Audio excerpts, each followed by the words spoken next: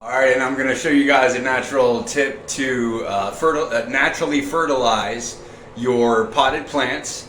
I got my dad's Lucky Bamboo here, and the topping, including the obsidian I got from Lake Oswego there.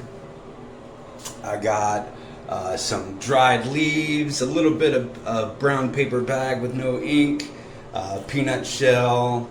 I got some grass clippings, and I got some coffee here. And that's all that stuff's needed for the macronutrients, the N, the P's, the K's, nitrogen, phosphorus, and potassium.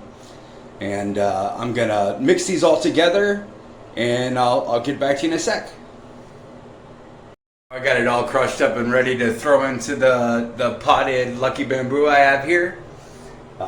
And there's the final, nice and crushed up, ready to throw into the pot. This guy hasn't been fertilized in probably a week or two, so I figure it's about time for some good natural fertilizer. And surprisingly, even though coffee's dark, it's not considered a brown, it's considered a green. I thought that was a cool little factoid there. And I'll put it in, and I'll have a trim, and I'll show you the final product.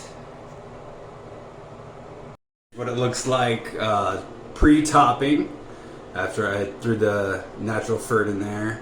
I'm sure it's gonna love it. I used to take the extra step in burying all the natural fertilizer. You can take that step if you want to. I find it used to help me. I like to usually give it a nice spray. Make sure all the natural fertilizer soaks in. Voila. Alright, and there's your finished product. And that's how you naturally fertilize a potted plant.